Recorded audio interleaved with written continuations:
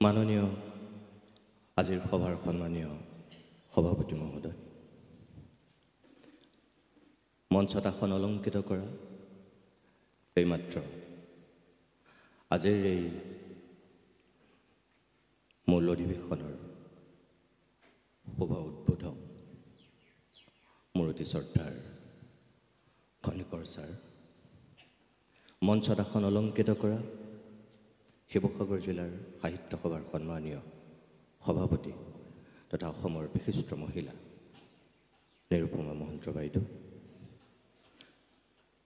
শিক্ষা বিষয়া প্ৰাক্তন শিক্ষা বিষয়া প্ৰমোদ বৰুৱা ডাঙৰীয়া, মোৰ অতি শ্ৰদ্ধাৰ নিৰঞ্জন নাথ মহোদয়,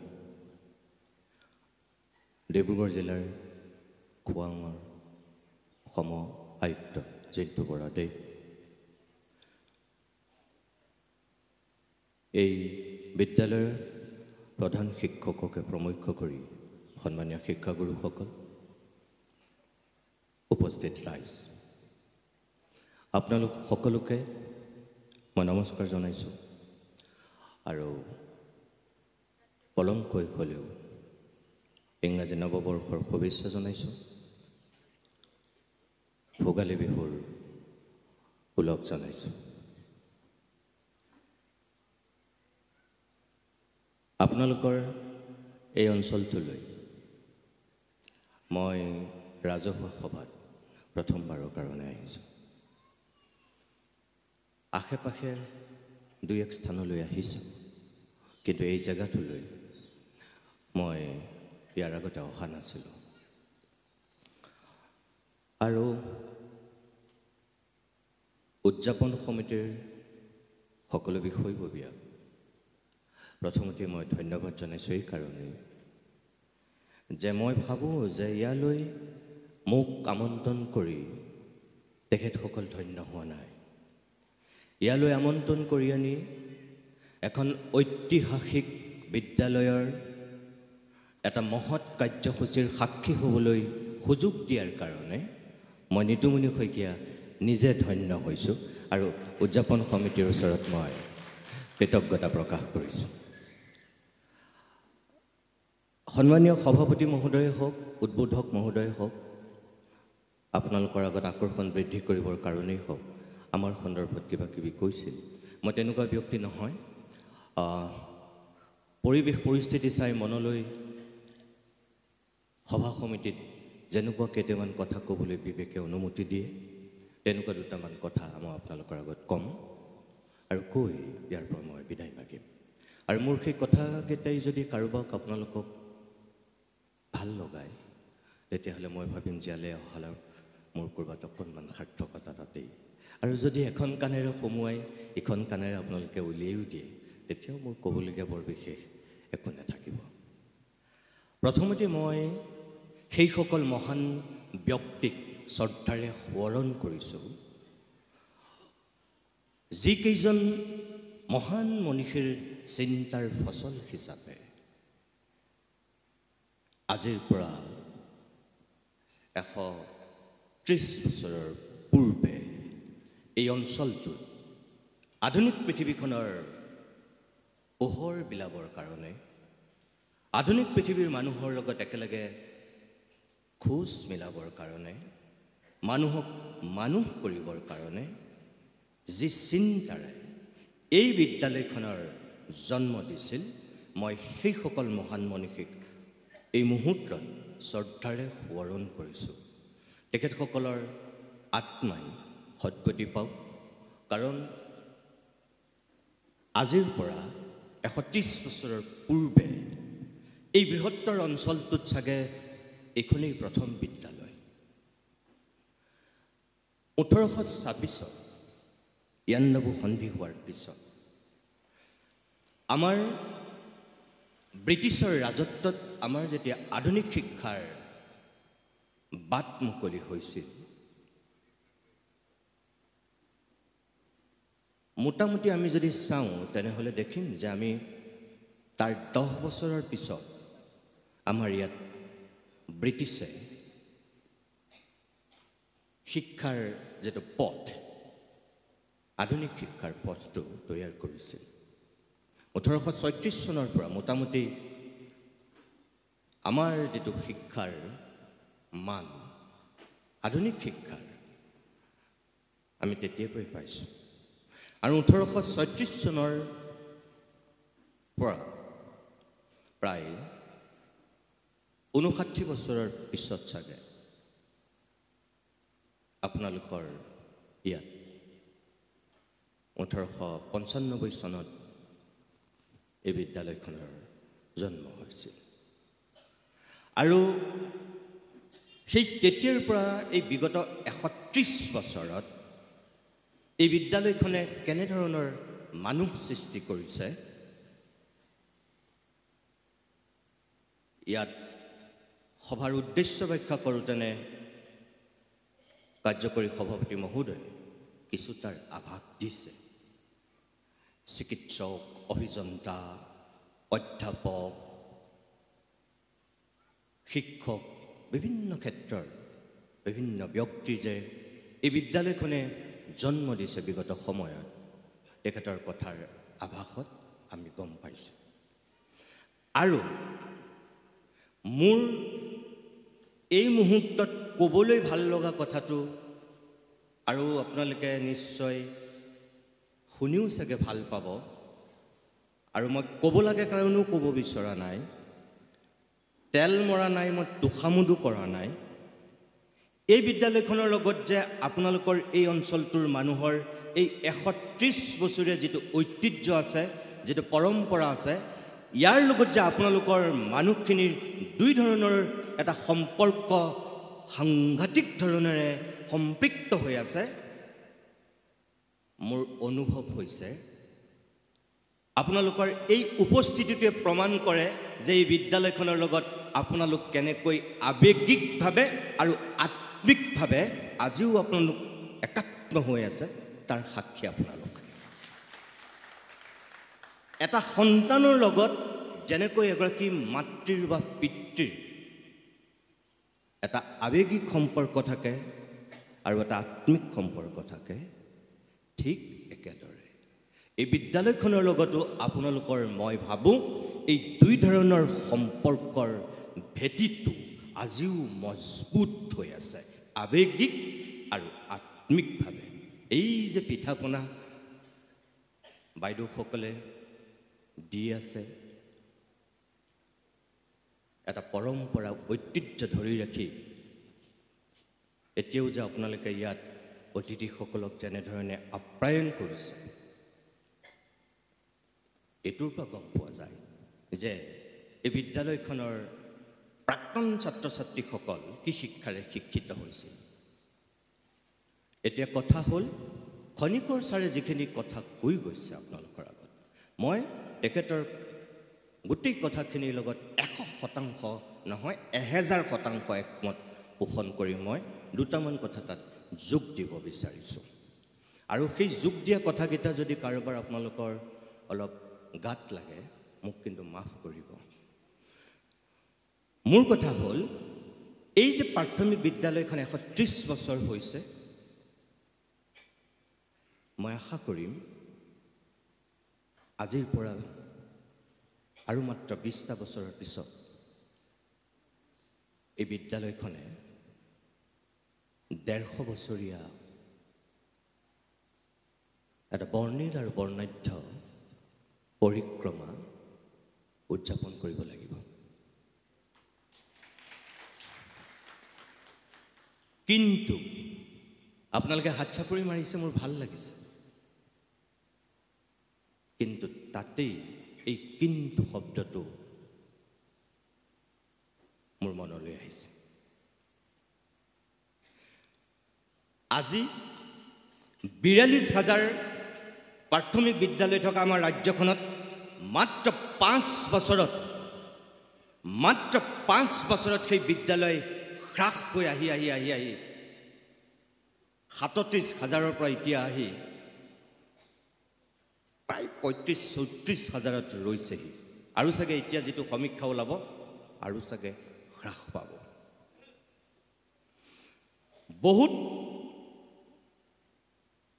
50 বছৰ গৰকা, 75 বছৰ গৰকা, আনকি এনেকুৱা ঐতিহ্যমণ্ডিত অসমৰ স্বনামধন্য ব্যক্তিয়ে অধ্যয়ন কৰা বিদ্যালয় নিষ্ঠুৰভাৱে এতিয়া বন্ধ হৈ গৈছে। আনকি সেই বিদ্যালয়ৰ পৰা অসম সাহিত্য সভাৰ স্বয়ং সভাপতি হৈছিল, প্ৰধান সম্পাদক হৈছিল, বিশ্ববিদ্যালয়ৰ উপাচাৰ্য হৈছিল। আজি সেই বিদ্যালয় বন্ধ।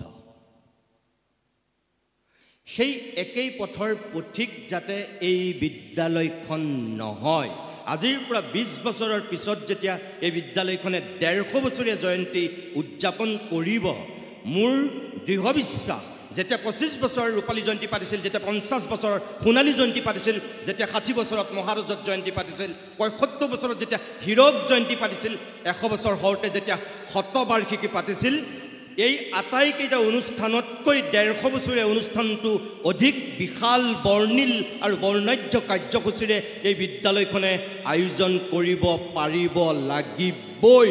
কাৰণ এই অঞ্চলটোৰ এই বিদ্যালয়খন 150 বছৰ হোৱা প্ৰথমখন বিদ্যালয়, প্ৰথমখন প্ৰাথমিক বিদ্যালয়। আপোনালোকে হাত চাপৰি মাৰিছে, মোৰ ভাল লাগিছে। কিন্তু পাতিব পাৰিব নে নোৱাৰে?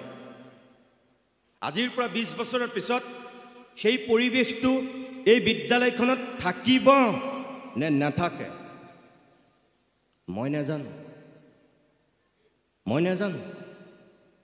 আপোনালোকে জানে। কিন্তু মই বিচাৰিম যে আপোনালোকে যিকোনো মূল্যৰ বিনিময়ত হ'লেও পাতিব পৰা পৰিৱেশ এটালৈ এই বিদ্যালয়খনক নিব লাগিব। ইয়াৰ কাৰণে আজিয়েই আপোনালোকে এই 130 সংখ্যক বৰ্ষপতি যেতিয়া এই পৰিৱেশত উদযাপন কৰিছে, এতিয়াই আপোনালোকে ভীষ্মৰ দৰে প্ৰতিজ্ঞা কৰক, মনত ৰাখিব, এইখন মাত্ৰ কেইটামান ছাত্ৰ ছাত্ৰীক পাঠদান কৰা এখন পাঠশালা নহয়। এই বৃহত্তৰ অঞ্চলটো সঁচা অৰ্থত পূৰ্ণাংগ মানুহ কৰিবৰ কাৰণে কোনোবা খনিকৰে যেনেকৈ কমাৰশালত শিল্পত প্ৰস্তুত কৰে, মই ভাবোঁ তেনেকুৱা এইখিনি মানুহ সৃষ্টি কৰা এইখন এখন কমাৰশাল, যিখন কমাৰশালত ৰুকি ৰুকি বিগত সময়ছোৱাত আপোনালোকৰ এই অঞ্চলটোৰ সভ্যতা সংস্কৃতি গঢ় দিয়া একাংশ মানুহ এই বিদ্যালয়খনে সৃষ্টি কৰিছিল। গতিকে এই বিদ্যালয়খনক কেইটামান ছাত্ৰ ছাত্ৰীয়ে শিক্ষাদান কৰি যোৱা এখন পাঠশালা বা এখন প্ৰাথমিক বিদ্যালয় বুলি ভাবিলে ভুল হ'ব। আপোনালোকৰো ইয়াত বহু দায়িত্ব আছে। কিন্তু আমাৰ যিবিলাক ভুল সিদ্ধান্তৰ কাৰণে আমাৰ বিদ্যালয় বন্ধ হৈ আহি আজি এই অৱস্থা পাইছেহি, আপোনালোকৰ কোনোবাই বেয়া পালেও মই ক'বলৈ বাধ্য যে আমাৰ বিগত চৰকাৰবিলাকৰ কিছুমান ভুল সিদ্ধান্তৰ কাৰণেই কিন্তু আমাৰ আজি এই ঐতিহাসিক বিদ্যালয়বিলাক, যিবিলাক চৰকাৰী মাধ্যমৰ বিদ্যালয়, এই বিদ্যালয়বিলাক আজি বন্ধ হৈছে। একমাত্ৰ যে চৰকাৰী দায়ী মই সেইটোও কোৱা নাই আপোনালোকক। এখন বিদ্যালয় হৈ থাকিবৰ কাৰণে আমাক কেইটামান উপাদান লাগে। আপোনালোকে কেনেকৈ বিশ্লেষণ কৰে মই নাজানো। মোৰ সামান্য জ্ঞান আৰু বুদ্ধিয়ে যিখিনি ঢুকি পায়, এই হাতৰ মুঠিটো যদি আমাৰ মজবুত হ'ব লাগে, তেনেহ'লে আমাৰ এই 5টা আঙুলি থকাটো জৰুৰী। যদি আমাৰ এটা আঙুলিও নাথাকে, মুঠিটো কিন্তু মজবুত নহয়। 5টাৰ যিটো মজবুত নহয় এটা নাথাকিলেও। ঠিক একেদৰে আমাৰ যিটো শিক্ষা ব্যৱস্থা, এই যে প্ৰাথমিক বিদ্যালয়ে যিটো ভেটি তৈয়াৰ কৰে, ইয়াৰ পৰা গৈ আমি বিশ্ববিদ্যালয় পৰ্যন্ত যিটো শিক্ষা আমি আয়ত্ত কৰোঁ, আহৰণ কৰোঁ, এই ভেটি যিটো তৈয়াৰ কৰে, এই ভেটিটো তৈয়াৰ কৰাৰ লগত 5টা উপাদান অত্যন্ত শক্তিশালী হ'বই লাগিব। এক, ছাত্ৰ ছাত্ৰী, 2 শিক্ষক, 3 অভিভাৱক, 4 ইয়াৰ যেটো আন্তঃগাঁথনি পৰিচালনা সমিতি পৰা ধৰি যিখিনি কাম, যেটো চৰকাৰ যন্ত্ৰ, আৰু 5 যেটো আমাৰ পাঠ্যপুথি, আটাইতকৈ যেটো ছাত্ৰ ছাত্ৰীৰ অভিভাৱকৰ কাৰণে, শিক্ষকৰ কাৰণে জৰুৰী। কিন্তু আমাৰ বিগত সময়ছোৱাত আমি 5টা উপাদানক সমানে গুৰুত্ব দিয়া আমি দেখিলোনে? আগৰ কথা মই নাজানো, খনিকৰ ছাৰহঁত আছে, তেখেতসকলৰ দিনৰ পৰিৱেশটো আৰু বেলেগ আছিল। কিন্তু তেখেতসকলৰ পিছত তেখেতসকলৰ আমি পুত্ৰসম। ইয়াত আমি 4টা জেনেৰেশ্যন আছোঁ। আমি যদি চাওঁ, ইয়াত আমি 4টা জেনেৰেশ্যনৰ মানুহ আছোঁ। কিন্তু একদম এই কণমানি ছোৱালীজনীলৈকে যদি আমি চাওঁ, ইয়াত আমি মোটামুটি 4টা জেনেৰেশ্যন আছোঁ।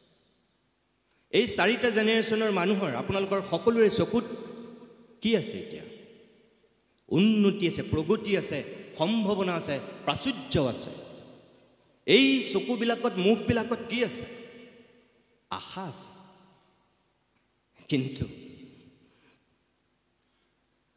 তাৰ পিছতো যদি আমি নিজক সোধো, কোনোবা এটা মুহূৰ্তত নীৰৱে নিৰলে থকা মুহূৰ্তত যদি খনিকৰ ছাৰে নিজক সোধে, সভাপতি মহোদয়ে সোধে, জিন্তু বৰাই সোধে, আপোনালোকে নিজক যদি সোধে, উত্তৰটো আপোনালোকে কি পায়?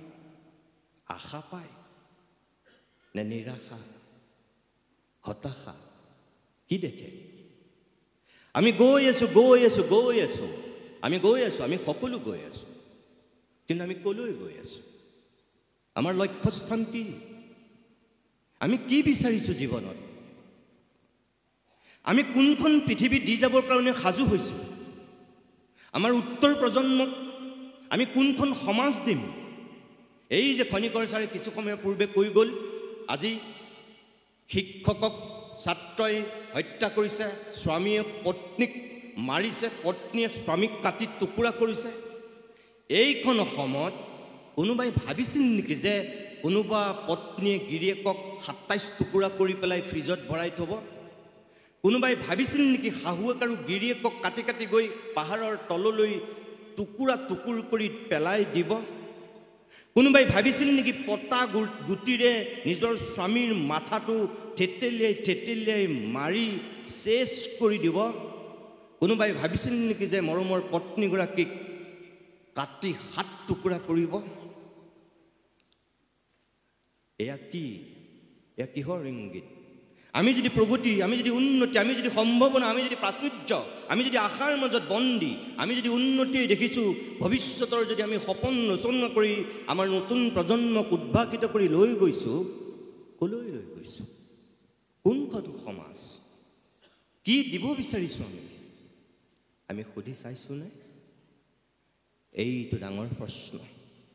মোৰ আপোনালোকৰ প্ৰতি অনুৰোধ সেইটোৱেই, এই বিদ্যালয়খনলৈ বা ইয়াৰ ওচৰ পাজৰৰ বিদ্যালয়খনলৈ পঠিয়াই আমি ল'ৰাটোক সদায় সপোন দেখুৱাইছোঁ ডাঙৰ মানুহ হোৱাৰ। কোচাত থকাৰ পৰাই, মাত ফুটা হোৱাৰ পৰাই আমি তাক সপোন দেখুৱাওঁ ডাঙৰ মানুহ হোৱাৰ। একো বেয়া কথা নহয়, ডাঙৰ মানুহ হোৱাৰ সপোন দেখুৱাটো কি বেয়া কথা নহয়। কিন্তু মই ভাবোঁ যে আমি ভুল প্ৰথম তাতেই কৰোঁ। আমি ডাঙৰ মানুহ হোৱাৰ সপোন দেখুৱাওঁতে আমি গম নোপোৱাকৈ তাক বা তাইক আমি ইমানেই প্ৰতিযোগিতাৰ নিগনি দৌৰত নমাই দিওঁ, সি স্কুললৈ নিয়া বেগটোৰ ওজন যিমান বা তাই পিঠিত লোৱা বেগটোৰ ওজন যিমান, তাই বা তাৰ ওজন বেগটোতকৈ যে কম আমি গমেই নাপাওঁ। এয়াই হৈছে নিষ্ঠুৰ সত্য। আৰু সেই বুজা কঢ়িয়াবলৈ আৰম্ভ কৰাৰ দিন ধৰি সি জীৱনত সদায় বুজা কঢ়িয়াই আৰু সি গম নাপায় সি কলৈ গৈ আছে, তাই গম নাপায় তাইক আমি কলৈ পঠিয়াই দিছোঁ। মহাকাশ বিজ্ঞানী হৈছে, ঠিকেই আছে। আটাইতকৈ দামী চিকিৎসকজন হৈছে, ঠিকেই আছে।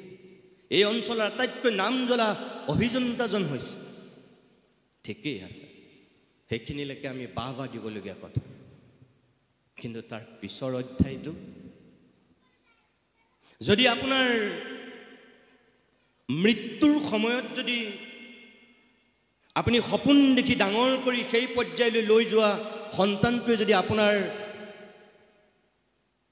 চকুকেইটাই যেতিয়া চাব বিচাৰিছে, এচামুচ যদি আপুনি গাখীৰ বা পানী তাৰ হাতেৰে খাব বিচাৰিছে জীৱনৰ অন্তিম সময়ত, যদি সেই সময়ত আপোনাৰ ল'ৰাটো আহিব পৰা নাই চাকৰিৰ তাগিদাত বা কিবা কিবি কাৰণত, যদি আপোনাৰ গাঁওখনৰ আটাইতকৈ মেট্ৰিক ফেইল কৰা 10 বাৰ মেট্ৰিক দিও পাছ নকৰা আটাইতকৈ গাধা ল'ৰাটোৱেহে যদি পৰ দি সেইগৰাকী দেউতাকক ৰাখিবলগীয়া হৈছে, আপোনাৰ ল'ৰাটো ডাঙৰ মানুহ আপুনি ঠিকেই কৰিলে, মই ক'ম আপোনাৰ ল'ৰাটোক আপুনি ভাল মানুহ কৰিব নোৱাৰিলে। গতিকে আমাক ডাঙৰ মানুহ লাগে নে আমাক ভাল মানুহ লাগে? আপুনি এবাৰ নিজক সোধক। এই আপোনালোকৰ এই অঞ্চলটোৰ পৰা বৰ বেছি দূৰত নহয়, যোৱা বছৰ যিটো ঘটনা ঘটিছিল এই টিয়ক অঞ্চলত, যতদূৰ সম্ভৱ এই যে অকলশৰীয়া মানুহজনী বিচনাত শুই থকাৰ অৱস্থাতেই যে বিচনীখনৰ সতে জকা হৈ গৈছিল, মনত আছেনে আপোনালোকৰ? এই যোৰহাটৰ এই টিয়কৰ বাহনা অঞ্চলৰ। মোক কোনোবাই বেয়া পাব পাৰে, কিন্তু সেইটোতো সত্য। সেই মানুহজনী বিচনীখনৰ সতে জকা হৈ যাবলৈ কিমান দিন পৰি থাকিব লাগিব? 15 দিনতকৈতো বেছি দিন বিচনাত মানুহজনী পৰি আছিল, জকা হৈ গেলি গৈছিল। কিন্তু তেওঁতো তিনিওটা সন্তান অত্যন্ত উচ্চ শিক্ষিত, এজনটো বিদেশত থাকে, দুটা পুতেক, দুইটা সুশিক্ষিত উচ্চ শিক্ষিত, একমাত্ৰ জীয়েক ওচৰতে আছে। সাংবাদিক যেতিয়া গৈছিল তেখেতৰ মুখত মোটামুটি অসমীয়া ফুটাই নাছিল, আখৈ ফুটা দি ইংৰাজী ফুটিছে। অৰ্থাৎ তেওঁ যে এগৰাকী উচ্চ শিক্ষিত, তেওঁ সেই ইংৰাজীত কোৱা কথাখিনিতেই গম পোৱা যায়। অসমীয়া নোকোৱাকৈ যেতিয়া তেওঁ ইমান আখৈ ফুটা দি ইংৰাজী মাৰিছে, ডেফিনেটলি তেওঁ এগৰাকী উচ্চ শিক্ষিত। এই মহিলাগৰাকীয়ে তিনিওটা সন্তানক চাগে সপোন দেখাৰ ধৰণে ঠিকেই ডাঙৰ মানুহ কৰিলে। এজন গৈ বেংকক পালেগৈ, এজন গেংকক নে ক'ত আছিল। কিন্তু মানুহজনীৰ যিটো জীৱনৰ বিয়লি বেলা, বিচনাত জকা হৈ গৈছিল, 15 দিনতকৈ বেছি দিন তেনেকৈ পৰি থাকিল। না তেওঁ পুতেক দুজনে দেখিলে, না তেওঁ জীয়েকে দেখিলে। মই এটা মাত্ৰ আপোনালোকক উদাহৰণ দিছোঁ, এটা মাত্ৰ উদাহৰণ। লাগে নেকি আমাক কওক? আপোনাৰ ল'ৰাটো, আপোনাৰ ছোৱালীজনী ভৱিষ্যতলৈ আপোনাৰ তেনেকুৱা সন্তান হোৱাটো আপুনি বিচাৰে নেকি? সুশিক্ষিত কৰি, উচ্চ শিক্ষিত কৰি ডক্টৰ, ইঞ্জিনিয়াৰ, প্ৰফেচৰ চব বনালে, কিন্তু মানুহ বনাব নোৱাৰিলে সেই মানুহজনীয়ে। দুৰ্ভাগ্য তাতেই। প্ৰফেচৰ বনিলে, ইঞ্জিনিয়াৰ বনিলে, ডক্টৰ বনিলে, কিন্তু তেওঁলোক মানুহ নবনিলে, যাৰ কাৰণে সেই দুৰ্ভগীয়া মহিলাগৰাকী 15 দিন বিচনাত গেলি পচি জকা হৈ গ'ল। মোৰ আপোনালোকৰ প্ৰতি অনুৰোধ সেইটোৱে যে আমি এই যে ডাঙৰ মানুহ হোৱাৰ যিটো সপোন দেখুৱাওঁ সৰুৰ পৰাই, সি বা তাই সেই দিশত গুচি গ'লে খনিকৰ ছাৰে কোৱা সমাজখন আমি কেতিয়াও নাপাওঁ। আমাক সেইখন সমাজ নালাগে। আমাৰ যিখন বিনন্দীয়া সমাজ, এই যে এতিয়া আমি এক দ্বন্দ্বত আছোঁ, মই যে আপোনালোকক কৈছোঁ যে আমি গৈ আছোঁ, আমি ক'লৈ গৈ আছোঁ আমি নিজেই নাজানো। আমাৰ এক দ্বন্দ্ব, আমি কি বিচাৰিছোঁ আমি নিজেই নাজানো। আমি বিচাৰোঁ আমাৰ ল'ৰাটো, আমাৰ ছোৱালীজনী সুপ্ৰতিষ্ঠিত হওক, নাম জনা মানুহ হওক, গাড়ী ঘৰ দুৱাৰ অট্টালিকা লগোৱা লিকচৌ মাজত সুখ আৰু স্বাচ্ছন্দ্যৰ মাজত থাকক। আমি ঠিকেই বিচাৰোঁ সেইখিনি, কিন্তু একেটা সময়তে আমি এসোপামান কিবা কিবি পাইছোঁ যদিও একেটা সময়তে আমি কি হেৰুৱাইছোঁ? যিখিনি হেৰুৱাইছোঁ আমাক কিহে পূৰাব পাৰিব? সেইখিনি পাৰিব জানো? নোৱাৰে। এইটো আমাৰ এতিয়া দ্বন্দ্ব, ব্যক্তি দ্বন্দ্ব, সামাজিক দ্বন্দ্ব, সকলো ফালৰ পৰা মানুহ এতিয়া দিশহাৰা, দিগ্ভ্ৰান্ত। এফালে উন্নতিৰ প্ৰগতিৰ জখলাত আমি বগাই গৈ আছোঁ আৰু আনফালে আমি এফালৰ পৰা হেৰুৱাই শেষ কৰি আহিছোঁ। কিন্তু আমি কি হেৰুৱাইছোঁ হিচাপ কৰা নাই। মোৰ আপোনালোকৰ প্ৰতি অনুৰোধ এতিয়া সেইটোৱেই, প্ৰাপ্তিৰ প্ৰাচুৰ্যত আনন্দত আত্মহুৰা মানুহে কোনো দিন বেদনাত হেৰুৱাৰ উপলব্ধি কৰিব নাজানে, নোৱাৰে, কাৰণ তেওঁলোকে সদায় পায়েই থাকে। আনন্দত তেওঁলোক আত্মহাৰা। যিদিনাখন তেওঁলোকে হেৰুৱাই সেইদিনাখন তেওঁলোক বোবা হৈ যায়, স্তব্ধ হৈ যায়। কি হেৰুৱালো সেইদিনাখন তেওঁলোকে ভাবে শেষ, ফিনিছ। এই যে ভাৰতবৰ্ষৰ আটাইতকৈ মেধাৱী ছাত্ৰ ছাত্ৰীসকল পঢ়া শিক্ষানুষ্ঠানত বিগত 5 বছৰত IIT আৰু IIMত 97 জন ছাত্ৰ ছাত্ৰীয়ে ছুইচাইড কৰিছে। 97 জন। আটাইতকৈ চোকা যিখিনি ছাত্ৰ ছাত্ৰী, মেধাৱী ছাত্ৰ ছাত্ৰী, তেওঁলোকেই এই IIT আৰু IIMত পঢ়ে। আমি কোনো যদুমধুৰে পঢ়িব নোৱাৰোঁ। আৰু তাত শিক্ষা গ্ৰহণ কৰা ভাৰত চৰকাৰে সংসদত দিয়া তথ্য মতেই 97 জনে ছুইচাইড কৰিছে এই 5 বছৰত। এয়া কিহৰ লক্ষ্য? আপোনালোকে ইয়াত যিখিনি মানুহ আছে, মোৰ দৃঢ় বিশ্বাস আপোনালোকে বাতৰি কাকত পঢ়ে, আপোনালোকে টেলিভিশ্যন চাই, আপোনালোকে হোৱাটছআপ, ফেচবুক, টুইটাৰ ইউজ কৰে। আমাৰ গুৱাহাটী IITত মনত পেলাওক, প্ৰত্যেক বছৰে অতি কমেও 2জন বা 3জন ছাত্ৰ ছাত্ৰীয়ে ছুইচাইড কৰি আছে প্ৰত্যেক বছৰে। কিয়? আটাইতকৈ চোকা ল'ৰা ছোৱালীখিনিৰ এই জীৱনৰ প্ৰতি মায়া মোহ সকলো হেৰুৱাই কিয় তেওঁলোকে গুচি গৈছে অজান লোকলৈ?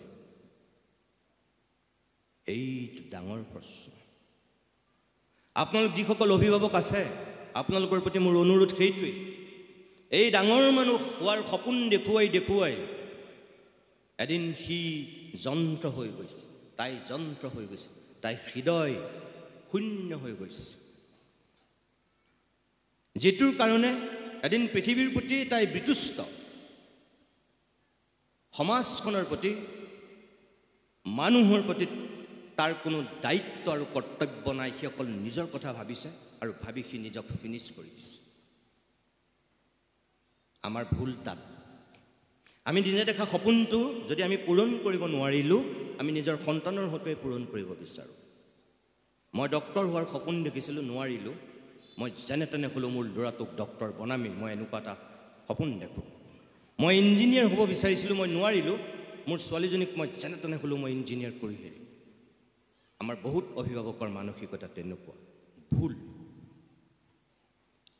আপুনি এটা কথা সদায় মনত ৰাখিব, আইনষ্টাইনে কোৱা কথা, মই কোৱা কথা নহয়, যে এটা মাছক যদি আপুনি তাল গছত উঠাবলৈ বিচাৰে, জীৱনত নুঠে। কিয়? মাছ সদায় পানীতেই থাকিব, সি তাল গছত বগাব নোৱাৰে। পৃথিৱীৰ কোনো শ্ৰেষ্ঠ বিজ্ঞানীয়ে চেষ্টা কৰিও উঠাব নোৱাৰে। মিছা কথা। আমি পৃথিৱীৰ প্ৰত্যেকটো শিশুৱে একোটা জিনিয়াছ। আমি প্ৰত্যেকে এটা সুকীয়া প্ৰতিভা লৈ পেলাই পৃথিৱীলৈ আহোঁ, আৰু আমাৰ সেই প্ৰতিভা অনুযায়ী আমি শিশুবিলাকক ডাঙৰ কৰিব লাগে। সেইমতে আমি সপোন দেখুৱাব লাগে। এই প্ৰাথমিক বিদ্যালয়তেই তাৰ ভেটিটো যিহেতু তৈয়াৰ হয়, ইয়াতেই আটাইতকৈ গুৰু দায়িত্বটো অভিভাৱক সমাজ আৰু শিক্ষক সমাজে বহন কৰিব লাগে। সপোন দেখুৱাব লাগে ডাঙৰ মানুহ হোৱাৰ সপোন দেখুৱাটো একো বেয়া কথা নহয় কিন্তু একমাত্ৰ ডাঙৰ মানুহ হোৱাৰ যিসকলে সপোন দেখুৱায় মই তেওঁলোকৰ লগত একমত নহয় ল'ৰাটোৰ ছোৱালীজনীৰ প্ৰতিভা অনুযায়ী আমি সপোনটো দেখুৱাব লাগে আৰু সেইমতে আগুৱাই দিব লাগে যিটো ল'ৰাৰ ক্ৰিকেটৰ প্ৰতি ৰাপ যিজনী ছোৱালীৰ নাচৰ প্ৰতি অনবৰতে ৰাপ যিটো ল'ৰাই এটা সুন্দৰ কণ্ঠ লৈ পেলাই আহিছে যিজনী ছোৱালীৰ এটা সাংঘাতিক অভিনয় প্ৰতিভা লৈ আহিছে আপুনি কি যুক্তিত তাইক ইঞ্জিনিয়াৰ বনাবলৈ চেষ্টা কৰে কিয় আপুনি ডক্টৰ বনাব বিচাৰে তাই নৃত্যপটীয়সী হৈ পৃথিৱীলৈ আহিছে তাই সপোন এগৰাকী ভাল নৃত্যাংগনা শিল্পী হোৱা কিয় আপুনি তাই সেই সপোনটোক বুজা নাই আজিৰ পৃথিৱীত আমাক চব লাগে আৰু এটা কথা মনত ৰাখিব আগৰ সমাজ আগৰ পৃথিৱী আৰু এতিয়াৰ পৃথিৱীৰ মাজত আকাশ পাতাল পাৰ্থক্য এখন গাঁও হৈ গ'ল আজি ইয়াৰ আপোনালোকৰ এই গাঁওখনৰ ল'ৰাটোৱে ইয়াৰ পৰাই আমেৰিকাত থকা ৰাছিয়াত থকা ফ্ৰান্সত থকা তাৰ বয়সৰ ল'ৰাটোৰ লগত ছোৱালীজনীৰ লগত এতিয়া সি প্ৰতিযোগিতাত নামিব পাৰে এতিয়াৰ পৃথিৱীখন তেনেকুৱা হৈ গ'ল আগতে সেই পৰিৱেশ নাছিল এতিয়াৰ তথ্য প্ৰযুক্তিৰ যুগত মানুহ কৰবাৰ পৰা গৈ কৰবাত পাইছেগৈ আজিৰ পৰা 20 বছৰৰ যিখন সমাজ আপুনি মই এতিয়া কল্পনাই কৰিব পৰা নাই আমি ভাবিবই পৰা নাই আজিৰ পৰা 20 বছৰৰ মাত্ৰ 20 বছৰৰ পিছৰ যিখন সমাজ এতিয়া ChatGPT আহিছে এতিয়া AI যুগ AI যুগত মানুহ ক'ৰ পৰা গৈ ক'ত পাবগৈ আমি নাজানো এলেন মাস্কে যিখিনি কাম কৰি আছে তেওঁ যেনেকৈ নিজে এগৰাকী ভাল ব্যৱসায়ী এগৰাকী তেওঁ ভাল বিজ্ঞানী তেওঁ মহাকাশক লৈ যিখিনি এতিয়া চিন্তা চৰ্চা কৰি আছে আজিৰ পৰা চাব আপোনালোকে যদি তেখেতে ভবাৰ ধৰণে গৈ থাকে আৰু মাত্ৰ 10 বছৰৰ পিছৰ পৃথিৱীখন আজি আমি যেনেকৈ দেখি আছো এখন পৃথিৱী হৈ নাথাকে এখন বেলেগ পৃথিৱী হ'ব আৰু 20 বছৰৰ পিছততো ভয়ানক এখন কাৰণ এতিয়া আপুনি চাওক আমাৰ মানুহৰ যিখিনি কেপাচিটি ভূপেন হাজৰিকাই কেতিয়াবা গীতত কৈ থৈ গৈছে মই তেখেতৰ লগত একমত কিন্তু তাৰ পিছতো মোৰ কৰবাত ভয় লাগে যে সঁচাকে মানুহৰ যিটো মনুষ্যত্ব যিটো মানুহ ভগৱানৰ যিটো জীৱশ্ৰেষ্ঠ হিচাপে মানুহক দিয়া শক্তি যিটো উপাদান আমি মানুহেই বাৰু সঁচাকে ফিনিশ কৰি দিম নেকি আমি শেষ কৰি দিম নেকি আমি সেই দিশত গৈ আছো নেকি কাৰণ আমি এটা গল্প এটা কবিতা এটা প্ৰবন্ধ আমি এখন নাটক লিখিবলৈ আমাৰ সৃষ্টিশীল মনৰ প্ৰয়োজন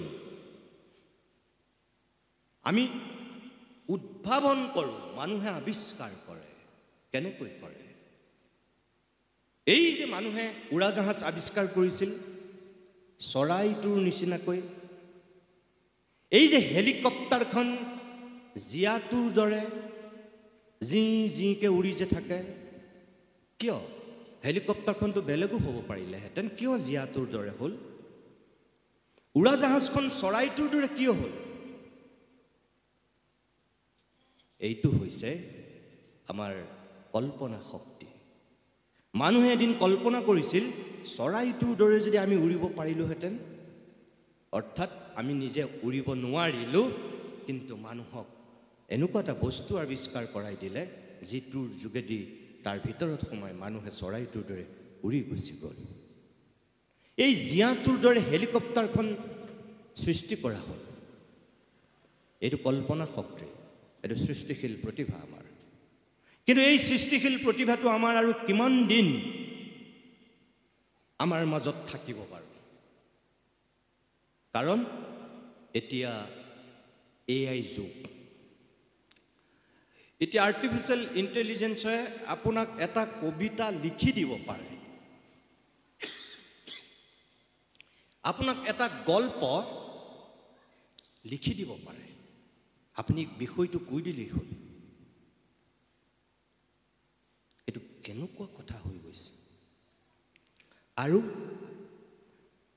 মানুহেতো মানুহ জন্ম দিছে, আগতে জন্ম মৃত্যু বিবাহ কোনেও নাজানে বুলি কয়, ভগৱানে জানে অকল। কিন্তু এতিয়া দুটা বস্তু মানুহে নিজে জানে, এটা জনা নাই এতিয়ালৈকে। এতিয়া মানুহে জন্ম জানে, এতিয়া মানুহে বিবাহ জানে। বিবাহ কেতিয়া মানুহে মোটামুটি জানে এতিয়া। আগতে মানুহে বিশ্বাস কৰিছিল এইটো ভগৱানে ঠিক কৰা বস্তু। জন্ম কেতিয়া হ'ব ভগৱানে ঠিক কৰা বস্তু। কিন্তু এতিয়া আমি জানো মোৰ ল'ৰাটোৰ, মোৰ ছোৱালীজনী মই কোন মাহৰ কোন ডেটত মই জন্ম দিম 6 মাহৰ আগতে মই ঠিক কৰিব পাৰোঁ। কিন্তু এতিয়ালৈকে মানুহে পৰা নাই মৃত্যুটো। আৰু যিদিনাখন মানুহে মৃত্যুক জয় কৰিব পাৰিব, সেইদিনাখন চাগে ভগৱানৰ অস্তিত্ব থাকিবই নে নাথাকে সেই সময়ে ক'ব, সেই সময়ে ক'ব। কিন্তু মানুহ এতিয়া সেই দিশত গৈ আছে। কেনেকৈ? এই 40 বছৰৰ পৰা 60 বছৰ, 60 বছৰৰ পৰা 80 বছৰ, 80 বছৰৰ পৰা 120 বছৰ, আৰু কেনেকৈ 150 বছৰ জীয়াই থাকিব পাৰি, মানুহৰ আয়ুস বৃদ্ধি কৰিব পাৰি, তাৰ গৱেষণাত মানুহ ইতিমধ্যেই নিমগ্ন। যদি মানুহৰ সঁচাকৈ তেনেকুৱা এটা দীঘলীয়া জীৱন আৱিষ্কাৰ হয় 150 বছৰ, তাৰ পাছত মানুহ কি লাহে লাহে অমৰ হ'বলৈ যাব নেকি? আজিৰ দিনত আপোনালোকৰ হয়তো কাৰোবাৰ ভাবিছে যে নিতুমণি শইকীয়াই কেনেকুৱা পগলা ধৰণৰ কথা কিছুমান কৈ আছে। কিন্তু পৃথিৱীখনৰ ৰূপ আৰু স্বৰূপ ইমান দ্ৰুতগতিত সলনি হৈছে, ইয়াৰ যিসকল 8, 9, 10ৰ ল'ৰা ছোৱালী, তেওঁলোকে আজিৰ পৰা 20 বছৰৰ পিছত মই নাথাকিব পাৰোঁ, মই নাজানো। কিন্তু তেওঁলোক থাকিব আৰু তেওঁলোকে গম পাব যে সঁচাকৈ মই কোৱা কথাটো কিমান সঁচা মিছা 20 বছৰৰ পিছত তেওঁলোকে গম পাব। মই আপোনালোকক কৈ দিছোঁ যে আমি কল্পনা কৰিব নোৱাৰা এখন পৃথিৱীত আছোঁ। আজিৰ পৰা 20 বছৰৰ যিখন সমাজ হ'ব আমি ভাবিব নোৱাৰোঁ কি হ'বলৈ গৈ আছে। সেই কাৰণে মই কৈছোঁ, আমি যদি হৃদয়বান মানুহখিনি হৈ থাকিব লাগে, আমি যদি সৃষ্টিশীল, আমি যদি উদ্ভাৱনী শক্তিৰ অধিকাৰী মানুহ হৈ থাকিব লাগে, তেনেহ'লে কিন্তু আমাৰ গাত সেই মনুষ্যত্বটো লাগিব। আৰু সেইখিনি কিহে দিয়ে আমাক? যিখিনি যন্ত্ৰত নাথাকে। যন্ত্ৰত নাথাকিবৰ কাৰণেই আমাক সেই মনুষ্যত্বৰ কাৰণেই আমাক যিখিনি গুণ লাগিব, অৰ্থাৎ আমাক মানৱীয় গুণ লাগিব, আমাক প্ৰমূল্যবোধ লাগিব, আমাক নৈতিকতা লাগিব, আমাক আধ্যাত্মিকতা লাগিব। আমি এটা শক্তিৰ ওপৰত বিশ্বাস কৰিবই লাগিব, আৰু যিটো শক্তি আমাক নিয়ন্ত্ৰণ কৰে সেইটোৰ ওচৰত আমি নিজকে সমৰ্পিত কৰিবই লাগিব। আমাৰ দুৰ্ভাগ্য এতিয়া যে আমি সেই চেতনাটো আমি হেৰুৱাই পেলাইছোঁ। আধ্যাত্মিক চেতনা, নৈতিকতা, মূল্যবোধ, মানৱতা, এইবিলাক এতিয়া শুনি ভাল লগা একো একোটা শব্দ হৈ গৈছে বহুতৰ বাবে। চিটিকি পৰিছে, উফৰি পৰিছে উন্নতি প্ৰগতিত। কলৈ গৈ আছে নিজেই নাজানে, আমি নিজেই নাজানো আমি কলৈ গৈ আছোঁ। মোৰ আপোনালোকৰ প্ৰতি অনুৰোধ সেইটোৱেই যে আমি যদি সঁচাকৈ নিজৰ সন্তানক প্ৰকৃত মানুহ কৰিব বিচাৰিছোঁ, তেতিয়াহ'লে অকল পাঠ্যপুথিকেন্দ্ৰিক এই বৃত্তটোৰ আবদ্ধ কৰি ৰাখিলে নহ'ব। এই শ্ৰেণীকোঠাৰ ভিতৰত অকল চোকা আৰু মেধা কৰাৰ যিটো প্ৰতিযোগিতা, তাত আমি নমালে নহ'ব। আনুষংগিকভাৱে পূৰ্ণাংগ মানুহ হ'বৰ কাৰণে যিখিনি গুণ লাগে, যিখিনি দীক্ষা লাগে, শিক্ষকেও দিব লাগিব, অভিভাৱকেও দিব লাগিব। আৰু সেইকাৰণে মই কৈছোঁ যে এই 5টা উপাদান আমাৰ মজবুত হ'বই লাগিব। ছাত্ৰ ছাত্ৰী, শিক্ষক, অভিভাৱক, আন্তঃগাঁথনি চৰকাৰৰ দায়িত্ব কৰ্তব্য আৰু পাঠ্যপুথি। এই 5টা উপাদান ইটোৰ লগত সিটো এডাল চেনৰ দৰে পূৰা সংগতি থাকিবই লাগিব। আৰু সেই সংগতিটোৱে একত্ৰিতভাৱে যেতিয়া লৈ যাব, তেতিয়া কিন্তু আমাৰ ক'ৰবাত ভৱিষ্যতটো এতিয়াও আশাপ্ৰদ বুলি মই ভাবোঁ। বহুকেইগৰাকী বক্তা আছে, মই আৰু বেছি দীঘলীয়া কৰিব বিচৰা নাই। মোৰ আপোনালোকৰ প্ৰতি অনুৰোধ এইটোৱেই, আমাৰ গৰিষ্ঠ সংখ্যক অভিভাৱকে সদায় নিজৰ ল'ৰাটোৰ নিজৰ ছোৱালীজনীৰ উন্নতি আৰু প্ৰগতি বিচাৰে। এইটো বেয়া কথা নহয়, স্বাভাৱিক। কিন্তু আগতে যিটো খনিকৰ ছাৰহঁতৰ দিনত আছিল, আমাৰ দিনতো আছিল, সেই বস্তুটোৰ এতিয়া অভাৱ ঘটিছে, যিটোৰ কাৰণে ল'ৰাটো বা ছোৱালীজনী মানুহতকৈ যন্ত্ৰ হৈ গৈছে। সেইটোৱেই হৈছে অকল ব্যক্তিকেন্দ্ৰিক। এই যে আপুনি অকল নিজৰ ল'ৰাটোৰ নিজৰ ছোৱালীজনীৰ কথা ভাবিছে, কাষৰ ঘৰৰ ল'ৰাটোৰ কথা ছোৱালীজনীৰ কথা মৰি গ'লেও আপুনি ভবা নাই। এই যে তাই যদি 90 পাইছে, আপুনি মৰিত তৰি আপুনি লাগি গৈছে যে আপোনাৰ ল'ৰাটো কিয় 95 নাপাব। তাই যদি 99% পাই গৈ আছে, আপুনি কাষৰ ঘৰৰ হিচাপে আপোনাৰ সেইটোৱেই প্ৰতিযোগিতা হৈছে যে এই কেলে নাপাব, ই কিয় নাপাব, ইও পাব লাগিব। এই যিটো প্ৰতিযোগিতা, এইটো মোৰ কথা হ'ল যে আমাৰ দিনত প্ৰতিযোগিতা আছিল, কিন্তু সেই একেই প্ৰতিযোগিতাৰ লগত আমাৰ দিনত সহযোগিতাও আছিল। কিন্তু এতিয়া অকল প্ৰতিযোগিতা আছে, য'ত সহযোগিতা নাই, যিটোৰ কাৰণে এতিয়াৰ ল'ৰা ছোৱালীবিলাকৰ সাহস আছে, সততা নাই, হিংসা আছে, অহিংসা নাই, দুৰ্দান্ত দুৰ্যয় তেওঁলোক এটা দুৰ্ধৰ্ষ মনোবৃত্তিৰে তেওঁলোকে মানুহক ভয় খুৱাব পাৰে, ভক্তি কৰিব নোৱাৰে। যিটো খনিকৰ ছাৰে কৈ গৈছে, এতিয়াৰ ছাত্ৰ ছাত্ৰীৰ সাহস আছে কিন্তু সততা নাই। এতিয়াৰ ছাত্ৰ ছাত্ৰীৰ প্ৰচুৰ হিংসা আছে, অহিংসা নাই। কিয়? এই যে চুৰি লৈ যায়, এতিয়া এই শিৱসাগৰতে কিছুদিনৰ পূৰ্বে সহপাঠীয়ে চুৰি মাৰি লগৰ ছাত্ৰক হত্যাই কৰিছে। স্কুল বেগত চুৰি লৈ গৈছে, টিচাৰক চুৰি মাৰি দিছে। কিমান সাহস চাওক, প্ৰচুৰ সাহস আছে কিন্তু সততা নাই। কিয় হৈছে?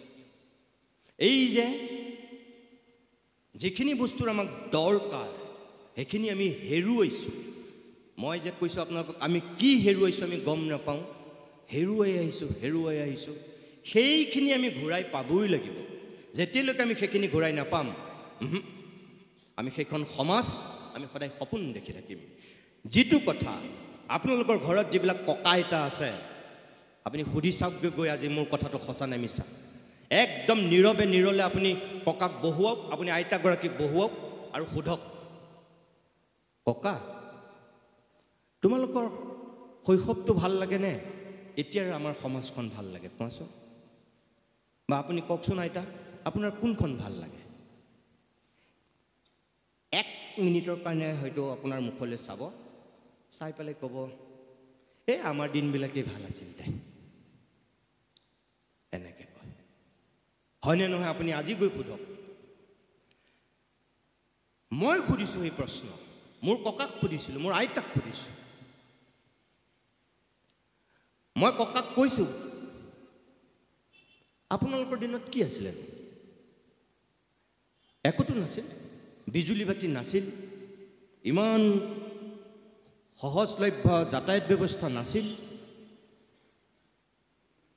মোবাইল ইণ্টাৰনেট সপোনৰো গোচৰ একোৱেই নাছিল।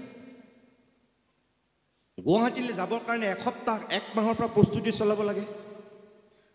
এতিয়াতো এদিনত গৈ মানুহ গুৱাহাটীৰ পৰা ঘূৰি আহে, ইমান সহজ হৈ গ'ল।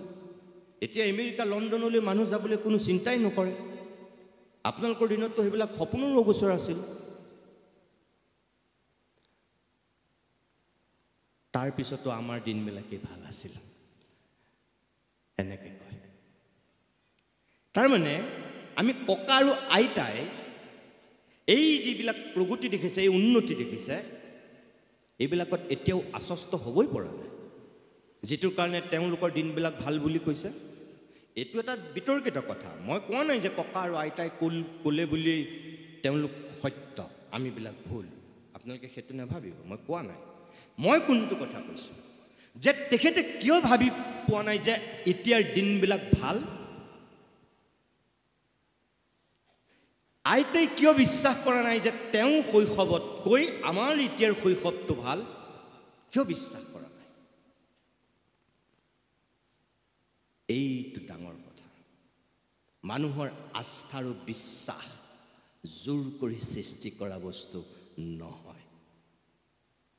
যেনেকৈ মানুহৰ মৰম আৰু ভাল পোৱা হৃদয়ৰ বস্তু, এই বিশ্বাস আৰু আস্থাও কাকো আপুনি জোৰ কৰি আদায় কৰা বস্তু নহয়।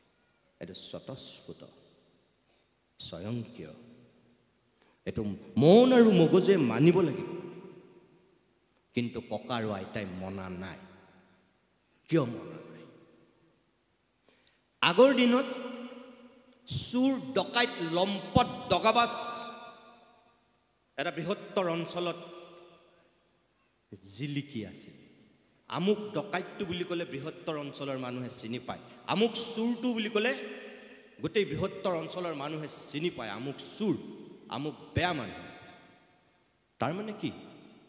ককা আৰু আইতাহঁতৰ দিনত তেওঁলোক বিশ্ববিদ্যালয়ৰ ডক্টৰেট ডিগ্ৰী নাথাকিব পাৰে, তেওঁলোকৰ ইমানবিলাক শিক্ষা দীক্ষা নাথাকিব পাৰে, কিন্তু মানুহবিলাক আছিল শান্তিপ্ৰিয়, মানুহবিলাক আছিল অহিংসুক, মানুহবিলাক আছিল সুখ আৰু আনন্দৰ মাজত বসবাস কৰা মানুহ।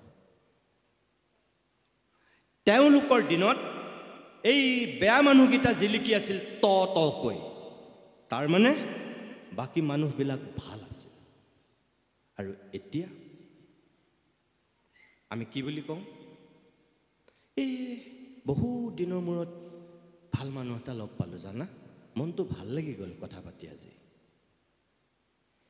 আমি কওঁ আজি বিয়াখনলৈ গৈ ভাল লাগিল, জানা, বৰ ভদ্ৰ মহিলা এগৰাকীক লগ পালোঁ, তেওঁ কথা বতৰাখিনি বৰ ভাল লাগিল। আমি বুদ্ধিমান যিখিনি মানুহ, কিতাপ পত্ৰ যিসকলে পঢ়োঁ, আমি কওঁ বহু দিনৰ মূৰত এখন ভাল কিতাপ পঢ়িলোঁ, জানে। আপুনিও পঢ়ি চাবচোন কিতাপখন। বহু দিনৰ মূৰত এটা ভাল গল্প পঢ়িলোঁ। এনেকুৱা গল্প আজিকালি নায়েই, এনেকৈ কওঁ। তাৰমানে এই যে আগতে বেয়া গল্প লিখা মানুহ তেনেই কম আছিল, যিবিলাক সৃষ্টি হৈছিল ভাল আছিল। আগৰ নাটক ভাল আছিল। নাটক চাই আমি নিজৰ জীৱনটো জীপাল কৰিছিলোঁ। ভাওনা চাই আমি নৈতিকতা শিকিছিলোঁ, মানৱতা শিকিছিলোঁ, প্ৰমূল্যবোধ শিকিছিলোঁ। আৰু নাটক চাই আহি ঘৰলৈ আহি আপুনি পিছদিনাখন যিবিলাক পথাৰলৈ যোৱা মহিলা, তেওঁলোকে ধান কটাৰ মাজত এই নাটক চাই পেলাই আহি তাত যিজনী বোৱাৰীক দেখিব নোৱাৰিছিল, চুলি ছিঙি গোষ্ঠী উজাৰি তাত তেওঁলোকে সমালোচনা কৰি থাকে ধান কটাৰ মাজত। যিটো খলনায়ক তাক গোষ্ঠী উজাৰি গালি পাৰে। তাৰমানে নৈতিকতা আৰু মানৱতাৰ প্ৰমূল্য বস্তু সৰ্বসাধাৰণ মানুহৰ মাজতো ইমান বেছি জাগ্ৰত আছিল, অন্যায় আৰু কোনোবাই যদি ষড়যন্ত্ৰ কৰিছে তেওঁলোকৰ বিৰুদ্ধে, তেওঁলোকৰ ক্ষোভ আৰু উষ্মা পিছৰ দিনাখনলৈকো জাগ্ৰত হৈ থাকে, য'ত ধান কাঁচিৰ মাজত তাৰ বহিঃপ্ৰকাশ ঘটে। এখন নাটকৰ প্ৰভাৱ সেই পৰ্যায়ত আছে। কিন্তু আজি কিমানখন নাটক চাই কিমান জীয়ৰী বোৱাৰীয়ে আঘোণৰ পথাৰত তেনেকুৱা কথা পাতে, বা বৰটেঙা ৰবাব টেঙাৰ আড্ডা সেইবিলাক চৰ্চা কৰে, কিমানে কৰে। নাটক ঢেৰ হৈছে, থিয়েটাৰ বহুত হৈছে, কিন্তু সেই পৰিৱেশটো নাই পোৱা। আপোনালোকে মোৰ মতে নাই পোৱা। এতিয়াৰ ছাত্ৰ ছাত্ৰীয়ে জীৱনত কোনো দিন ৰাতিপুৱাৰ নিজৰ ঘৰখনত ৰেডিঅ'ত বৰগীত শুনি দিনটোৰ আৰম্ভণি নকৰে। এতিয়াৰ ছাত্ৰ ছাত্ৰীয়ে কোনো ককাক বৰতাল কোবাই ধূপ আৰু ধূনাই গোসাঁই ঘৰটো ৰজনজনাই দিয়াৰ পিছত স্কুললৈ ওলাই নাযায়। কিন্তু এটা সময় আছিল অসমীয়া সমাজত এই নামঘৰতে হওক গোসাঁই ঘৰতে হওক সেই পৰিৱেশ পোৱাৰ ভাগত ৰেডিঅ'ত বৰগীত ভজন গজল এনেকুৱা কিবা শুনিছিল ভক্তিমূলক গীতেৰে দিনটোৰ আৰম্ভণি কৰিছিল প্ৰত্যেকবিলাক অসমীয়া সমাজৰ মানুহৰ ঘৰত এতিয়া সেই পৰিৱেশ নাই এতিয়া ৰাতিপুৱা কাৰোবাৰ ঘৰত বৰগীতৰ ঠাইত হয়তো MTVৰ ভজন লাগে বৰগীত চিটিকি পৰিছে এতিয়াৰ ছাত্ৰ ছাত্ৰীক আপুনি যদি সোধে শেক্সপিয়াৰৰ নাটকৰ কথা ফটাফট কৈ দিব কিন্তু শংকৰদেৱৰ ৰুক্মিণী হৰণ নাটকৰ কোনোবা এটা চৰিত্ৰৰ কথা সোধক ৰাম বিজয় নাটকৰ কোনোবা এটা চৰিত্ৰৰ কথা সোধক শংকৰদেৱৰ অংকীয়া নাটক কিমানে জানে মই কোৱা নাই যে সকলোবিলাক শেষ হৈ গৈছে দুটা প্ৰজন্ম আছে গাঁওবিলাকত এটা শ্ৰেণীয়ে এতিয়াও আমাৰ সংস্কৃতি ধৰি ৰাখিছে আমাৰ পৰম্পৰা ঐতিহ্য মজবুত কৰি ৰাখিব বিচাৰিছে অভিভাৱকসকলেও সেই শিক্ষা দিছে অস্বীকাৰ কৰিলে নহ'ব কিন্তু একেটা সময়তে এনেকুৱা বহুত অভিভাৱক ওলাইছে নহয় মোৰ ল'ৰাটোৱে জানা অসমীয়া পঢ়িবই নাজানে নহয় আমাৰ মাজনীয়ে অসমীয়া বাতৰি কাকতখন পঢ়িব নাজানে নহয় গৌৰৱ কৰে অসমীয়া ক'ব নজনাটোক লৈ তেওঁলোক গৌৰৱান্বিত তেওঁলোকে লাজ নাপায় তেওঁলোকে বুকু ফিন্দাই ক'ব পাৰে মোৰ ল'ৰাটোৱে ইংৰাজী অসমীয়া ক'ব নাজানে নহয় ভালকৈ মোৰ ল'ৰাটোৱে অসমীয়া বাতৰি নাচায় বাতৰি কাকত কি পঢ়িব নাজানে নহয় বুকু ফিন্দাই কয় কিন্তু হ'ব লাগিছিল কি এই যিটো আমাৰ স্ববিৰোধী স্থিতি এইবিলাকৰ অৱসান ঘটাবৰ কাৰণে আমি ওপৰত গৈ কথা ক'লে নহ'ব ওপৰত আমি চিন্তাৰ বীজ সিঁচিলে নহ'ব এই তলৰ পৰা আমি ল'ৰাটোক ছোৱালীজনীক আমি সেই শিক্ষাৰে শিক্ষিত কৰিব পাৰিব লাগিব অৰ্থাৎ মই আপোনালোকক এইটোহে ক'ব বিচাৰিছোঁ যে আমি অকল ব্যক্তিকেন্দ্ৰিক আমাৰ সেই জখলাটোত অকল উত্তৰণ ঘটোৱাৰ সপোন দেখুওৱাতকৈ আমাৰ ল'ৰাটোক আমাৰ ছোৱালীজনীক আমি কি কৰিব লাগিব মোৰ সন্তান কৰি ৰাখিলে নহ'ব আমাৰ সন্তান কৰিব লাগিব 2 নম্বৰ আমি তাক বা তাইক স্বনিৰ্ভৰশীল কৰাৰ সপোন দেখুৱাম কিন্তু লগতে আমি এইটোও দেখুৱাম যে তুমি এগৰাকী অসম সন্তান নিজৰ ভাষাটোৰ প্ৰতি নিজৰ কৃষ্টি নিজৰ সংস্কৃতিৰ প্ৰতি নিজৰ জাতিটোৰ প্ৰতি নিজৰ গাঁওখনৰ প্ৰতি নিজৰ অঞ্চলটোৰ প্ৰতি সি বা তাই দায়বদ্ধ হ'ব লাগিব সি ডক্টৰ হ'ল অকল টকাৰ বিনিময়ত সি চিকিৎসা কৰে গাঁওখনৰ মানুহৰ দৰিদ্ৰ পীড়িত যদি কোনোবা এজন তেওঁ কাষ চাপিবলৈ গৈছে তেওঁ যদি টকাহে চিনি পায় মাটি ভেটি গৰু ছাগলী বিক্ৰী কৰি যদি সেই চিকিৎসকজনৰ তেওঁ চিকিৎসা আদায় কৰিবলগীয়া হৈছে মই কম তেওঁ ডাঙৰ চিকিৎসক ঠিকেই হ'ল তেওঁ এজন ভাল চিকিৎসক মৰি গ'লেও নহ'ল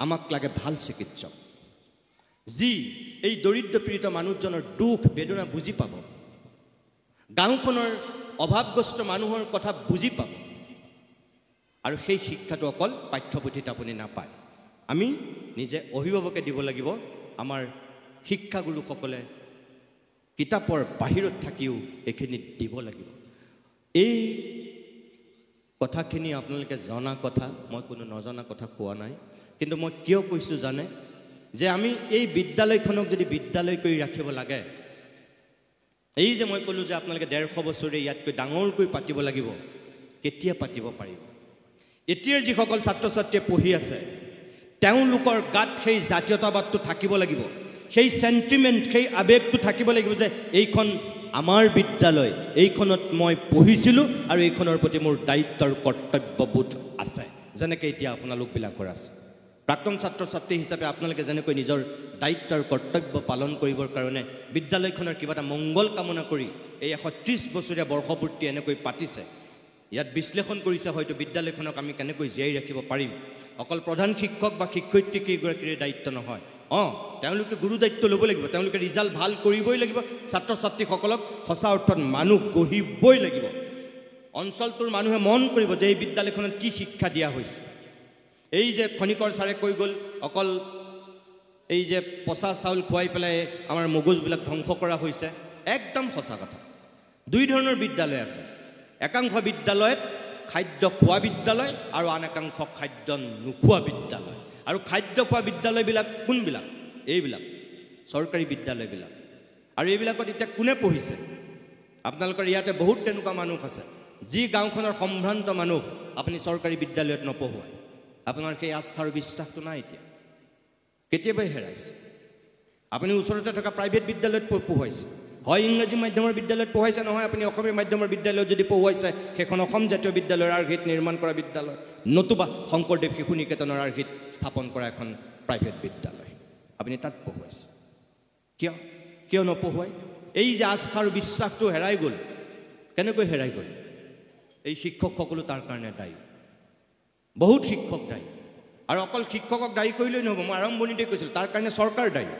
চৰকাৰে বেমাৰ হৈছিল মূৰৰ চুলিত, ট্ৰিটমেণ্ট কৰিলে ভৰিৰ বুঢ়া আঙুলিত। ক'ৰ পৰা আমাৰ বেমাৰ ভাল হ'ব? বিদ্যালয়বিলাকত এতিয়াও অসমত এইবাৰ সৌদিনাখন ৰণোজ পেগুৱে চাগে অসম বিধানসভাত দিয়া তথ্যমতে এতিয়াও চাগে 29শ নে 27শ প্ৰাথমিক বিদ্যালয় আছে য'ত এজনীয়া শিক্ষকেৰে পৰিচালিত হৈ আছে। প্ৰাথমিক বিদ্যালয় এজনীয়া শিক্ষকেৰে যদি আজিও পৰিচালিত হৈ থাকিবলগীয়া হৈছে, তেওঁ সেই ৰেচনেই কিনিব নে গোটেই সেই 5টা ক্লাছক তেওঁ পাঠদানেই কৰিব, হিচাপ পত্ৰই তেওঁ ভালকৈ ৰাখিব, তেওঁ নিৰ্বাচনৰ কামেই কৰিব, লোকপ্ৰিয়লৈ কৰিব, ক'ভিডৰ ডিউটিয়ে কৰিব, নে বানপানীৰ সময়ত সেইখনক বান সাহায্য হিচাপে তেওঁ প্ৰতিষ্ঠা কৰাত অগ্ৰণী ভূমিকা ল'ব? কি কৰিব তেওঁ এজন শিক্ষকে? এইটো কাৰ দায়িত্ব? এইবিলাক মই যে ক'লোঁ চৰকাৰবিলাক দায়ী বুলি, এইবিলাক বহুত ভুল সিদ্ধান্ত লৈছে, যিবিলাকৰ ফল ভুগি ভুগি এই বিদ্যালয়বিলাক এতিয়া মৃত্যুমুখত পৰিছে। আস্থাৰ বিশ্বাস কেতিয়াবাই শেষ, বৰবাদ হৈ গৈছে। এইবিলাক এতিয়া ঘূৰাই অনাটো ইমান সহজ নহয়, কিন্তু এককভাৱে আমি নোৱাৰোঁ, আমি যৌথভাৱে পাৰিম, সমূহীয়াভাৱে পাৰিম। সেইকাৰণে মই আপোনালোকক কৈছোঁ, এটা নতুন ব্যৱস্থাৰ যদি আমি প্ৰৱৰ্তন কৰিব লাগে, আমি সকলো ৰাইজ গোট খাই কৰিব পাৰিম, আমি অকলে কোনেও কৰিব নোৱাৰোঁ। ইয়াৰ প্ৰধান শিক্ষকগৰাকীয়ে নোৱাৰে, ইয়াৰ বাকী শিক্ষককেইজনে নোৱাৰে যদি আপোনালোকৰ সেই সহযোগিতাটো নাথাকে। মোৰ আপোনালোকৰ প্ৰতি অনুৰোধ সেইটোৱেই, এই বিদ্যালয়বিলাকক আমি জীয়াই ৰাখিব লাগিব। এই বিদ্যালয়বিলাক অকল ছাত্ৰ ছাত্ৰী গঢ়াৰ যিহেতু কমাৰশাল নহয়, মই কৈছোঁ যে এইবিলাক জাতি গঢ়াৰ কমাৰশাল, দেশ নিৰ্মাণ কৰাৰ কমাৰশাল। গতিকে ইয়াক আমিও জীয়াই ৰখাৰ দায়িত্ব পালন কৰিব লাগিব। আৰু আপোনালোকে সেই তেনেকুৱা দায়িত্ব চাগে লৈ এই অনুষ্ঠানটোৰ আয়োজন কৰিছিল। মোৰ আপোনালোকলৈ শুভেচ্ছা, ভক্তিভৰা শ্ৰদ্ধা থাকিল। এই বিদ্যালয়খনক আজি 130 বছৰ হোৱাৰ সময়ত যেনেকৈ আপোনালোকে উবুৰি খাই কিবা এটা নতুন গতি দিয়াৰ প্ৰয়াস কৰিছে, এই ধাৰাটো আপোনালোকে অব্যাহত ৰাখক, যিকোনো মূল্যৰ বিনিময়ত অব্যাহত ৰাখক। চৰকাৰক হেঁচা দিয়ক, বিদ্যালয়খনৰ যিবিলাক এতিয়াও সমস্যা আছে, আন্তঃগাঁথনি উন্নয়নৰ পৰা ধৰি যদি শিক্ষক নাই, ছাত্ৰৰ অনুপাতে শিক্ষক কম, তেনেহ'লে সেইখিনি যেনেকৈ হ'লেও আপোনালোকে আদায় কৰি সকলো ফালৰ পৰা আটক ধুনীয়া কৰক, চকুত লগা এখন বিদ্যালয় কৰক। শিক্ষাগুৰুসকলে কষ্ট কৰক, জোখতকৈ বেছি কষ্ট কৰক। ইয়াৰ ওচৰৰ যিমানবিলাক বিদ্যালয় আছে, সেই বিদ্যালয়বিলাকতকৈ এই বিদ্যালয়খনত পঢ়া ছাত্ৰ ছাত্ৰী যেতিয়া দিনক দিনে উজলি উঠিব, অট'মেটিক এই বিদ্যালয়খনলৈ ওচৰৰ মানুহৰ চকু পৰিবই। চৰকাৰী মাধ্যমৰ বিদ্যালয় মানে যে জহন নামে গৈছে সেইটো নহয়, বহুত বিদ্যালয় আছে এতিয়াও উজলি আছে, নক্ষত্ৰৰ দৰে জিলিকি আছে। তেজপুৰত এখন প্ৰাথমিক বিদ্যালয় আছে, মই নিজে গৈছোঁ, আপোনালোকে গম পায় নে নাপায় নাজানো। আজিকালি চিফ মিনিষ্টাৰেও সেই বিদ্যালয়খনৰ কথা ক'বলৈ লৈছে, 2-3বাৰমান কোৱা শুনিছোঁ। সেই বিদ্যালয়খনৰ কথা মই যোৱা 5 বছৰমান কৈয়ে আহিছোঁ। মুখ্যমন্ত্ৰীৰ দৃষ্টিগোচৰ কেইবাবাৰো কৰিছিলোঁ মই কৈ যে সেইখনৰ নিচিনা বিদ্যালয় হ'ব লাগে। তেজপুৰত আছে এখন চিলভাৰ জুবলি প্ৰাথমিক বিদ্যালয়, তেজপুৰ টাউনত। আপোনালোকে জানি আচৰিত হ'ব, সেই বিদ্যালয়খনত ছাত্ৰ ছাত্ৰী কিমান জানে? প্ৰাথমিক বিদ্যালয়খনত কিমান থাকিব পাৰে কওক অনুমান? ছাত্ৰ ছাত্ৰী আৰু শিক্ষক কিমান হ'ব পাৰে কওক? মই যেতিয়া গৈছিলোঁ বিদ্যালয়খনত ছাত্ৰ ছাত্ৰী আছিল 1200, শিক্ষক আছিল 29 জন, আৰু তাত এডমিশ্যন দিব নোৱাৰে, তলা মাৰি দিয়ে।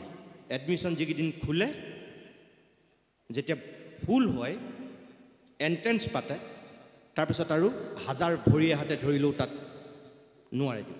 এখন চৰকাৰী বিদ্যালয়, এইখন অসমতে আছে, আপোনালোকৰ এই শিৱসাগৰতো আছে।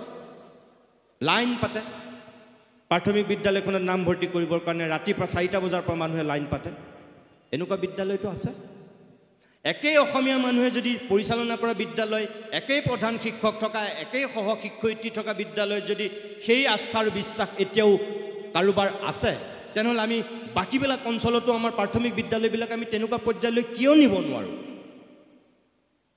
এইটো আজিৰ দিনত মই ভাবোঁ আমি আত্মবিশ্লেষণ কৰাটো দৰকাৰ শিক্ষকসকলো অভিভাৱকসকলো আৰু যিবিলাক স্থানীয় নেতৃস্থানীয় ব্যক্তি আছে সকলোৱে এই যদি দায়িত্ব আৰু কৰ্তব্যখিনি পালন কৰে তেতিয়াহ'লে মই ভাবোঁ ভাল হ'ব এই বিদ্যালয়খনৰ শেষত মই পুনৰবাৰ কৈছোঁ আপোনালোকে ইয়ালৈ আমন্ত্ৰণ কৰি আপোনালোক ধন্য হোৱা নাই মোক ইয়ালৈ আমন্ত্ৰণ কৰি আনি আপোনালোকৰ ইমান ঐতিহাসিক এখন বিদ্যালয়ৰ এটা ভাল অনুষ্ঠানৰ সাক্ষী হ'বলৈ দিয়াৰ কাৰণে মই নিজে ধন্য হ'লোঁ আপোনালোকৰ ওচৰত মই কৃতজ্ঞতা প্ৰকাশ কৰিছোঁ বিদ্যালয়খনৰ ভাল হওক আৰু মোৰ নিচিনা যদি নিমিত্ৰ মানুহৰ সহায় সহযোগিতাৰ কিবা প্ৰয়োজন হয় আপোনালোকৰ এই অঞ্চলটোৰ সামগ্ৰিক শৈক্ষিক সামাজিক প্ৰগতি আৰু উন্নতিৰ ক্ষেত্ৰত বিদ্যালয়খনৰ উন্নতিৰ ক্ষেত্ৰত তেতিয়াহ'লে আপোনালোকৰ লগত কাষত মই আছোঁ সদায় আছে গতিকে যিকোনো ক্ষেত্ৰতেই আপোনালোকে কিবা প্ৰয়োজন বোধ কৰিলে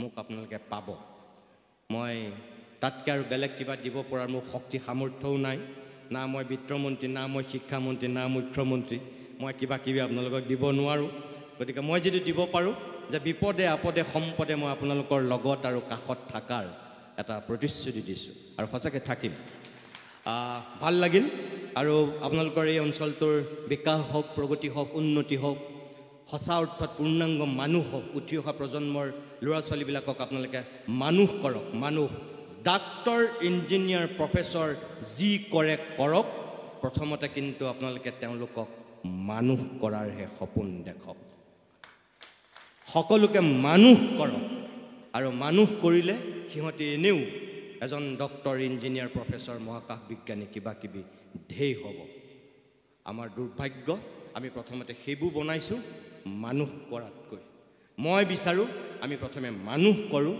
যি পূৰ্ণাংগ মানুহ যাৰ সঁচাকৈ মনুষ্যত্ব আছে গাত যাৰ বিবেক বুদ্ধি চিন্তা লৈ তেওঁ নিজকে এজন পূৰ্ণাংগ মানুহ কৰিব জিন্দাবাদ আপোনালোকৰ এই 184 নম্বৰ তেলিয়াল প্ৰাথমিক বিদ্যালয়